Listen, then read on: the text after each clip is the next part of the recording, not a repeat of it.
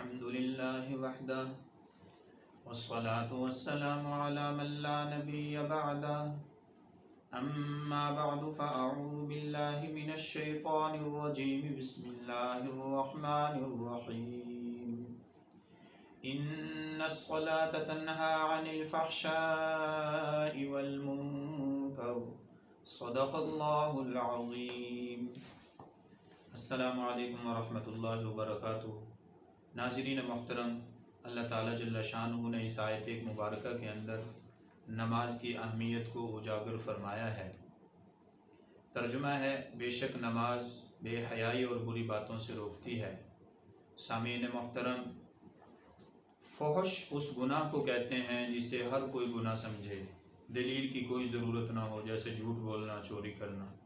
اور منکر اس گناہ کو کہتے ہیں جو دلیل سے معلوم ہو۔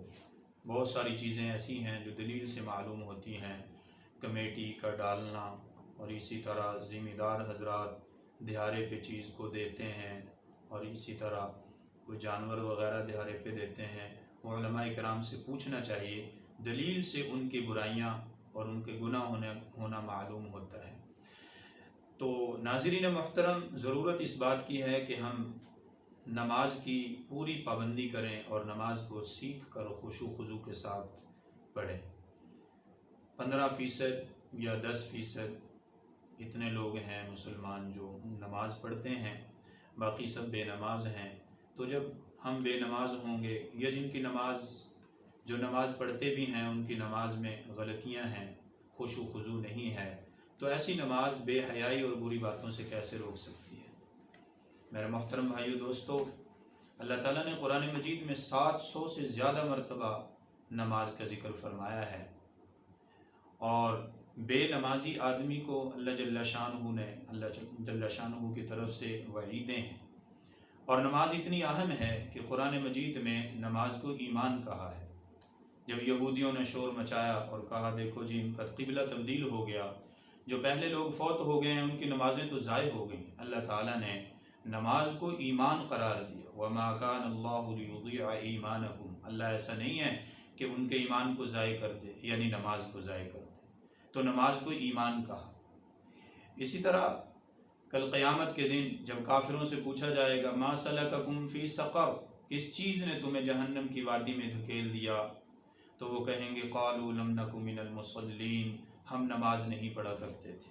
تو نماز بڑی اہم ہے۔ آقا دو عالم سرکار مدینہ، کونین کے سردار، محبوب کل جہاں، خاتم الانبیاء حضرت محمد صلی اللہ علیہ وسلم نے ارشاد فرمایا من ترک صلاۃ متعمدا فقد کفر، جس نے جان بوجھ کر نماز چھوڑ دی اس نے کافروں والا عمل کیا۔ ائمہ کرام بے نمازی کے بارے میں سخت موقف رکھتے ہیں۔ 4 بڑے ائمہ ہیں جو ماہرین قرآن و سنت ہیں، امام اعظم ابو حنیفہ رحمہ اللہ، امام شافعی رحمہ اللہ، امام مالک رحمہ اللہ، امام احمد بن حنبل رحمہ اللہ۔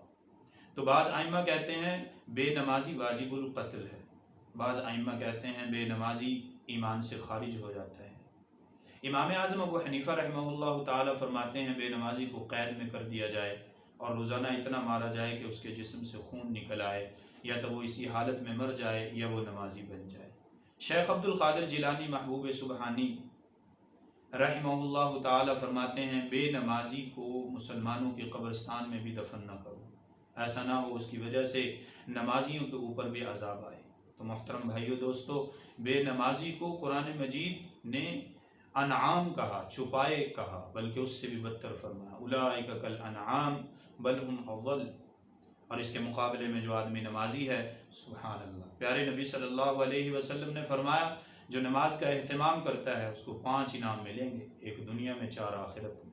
دنیا والا انعام کتنا بڑا ہے؟ روزی کی تنگی دور۔ سورہ طٰہٰ کے آخری آیت میں اللہ جل شانہ ارشاد فرما رہے ہیں وَأْمُرْ أَهْلَكَ بِالصَّلَاةِ وَاصْطَبِرْ عَلَيْهَا لَا نَسْأَلُكَ رِزْقًا۔ وَأْمُرْ أَهْلَكَ بِالصَّلَاةِ، اپنے گھر والوں کو نماز کا حکم دیجیے، وَاصْطَبِرْ عَلَيْهَا، خود بھی اس پر قائم ہو جائیے، لا نسألک رزقا، ہم رزق کموانا تجھ سے نہیں چاہتے، نحن نرزقک، رزق تو تجھے ہم دیں گے۔ تو اللہ نے رزق کا وعدہ کیا ہے۔ تو نماز اتنی اہم ہے کہ حقوق العباد کے بعد سب سے پہلے قیامت کے دن نماز کا حساب ہوگا۔ نماز صحیح نکل آئی تو باقی بھی انشاءاللہ اعمال صحیح ہو جائیں گے۔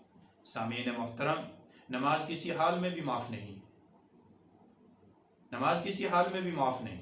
اگر مسافر ہے 2 گانا پڑھے گا، 2 رکعتیں پڑھے گا، قصر کرے گا، 4 والی 2 پڑھے گا، اور اگر بیمار ہے تو بھی نماز معاف نہیں ہے۔ کھڑے نہیں ہو سکتے، بیٹھ کے پڑھنا ضروری ہے، اور بیٹھ کے بھی اگر رکوع سجدہ نہیں کر سکتے تو اشارے سے بیٹھ کے پڑھنا ضروری ہے۔ بیٹھ کے اشارے سے نہیں پڑھ سکتے تو ٹیک لگا کے پڑھنا ضروری ہے۔ ٹیک لگا کے بھی نہیں پڑھ سکتے تو لیٹ کر پڑھیں، نماز معاف نہیں ہے۔ لیٹ کر بھی اگر سر ہلا سکتے ہو تو سر کے اس اشارے سے فقہاء کرام نے لکھا ہے نماز پڑھنا ضروری ہے۔ اگر اتنا بیمار ہے سر بھی نہیں ہلا سکتا، صرف آنکھ ہلا سکتا ہے، آنکھوں کے اشارے سے نماز نہیں ہے، پھر نماز موقوف ہو جائے گی۔ تو میرے محترم بھائیو دوستو، نماز کا اہتمام بہت ضروری ہے۔ نماز شاندار اور جاندار بنے گی تو انشاءاللہ نیکیاں کریں گے، ہم برائیوں سے رکیں گے، نماز ہمیں ہماری برائیوں سے روک دے گی۔ اللہ جل شانہ ہمیں خشوع و خضوع والی پابندی کے ساتھ نماز کی توفیق عطا فرمائے۔ آخر دعوانا الحمدللہ۔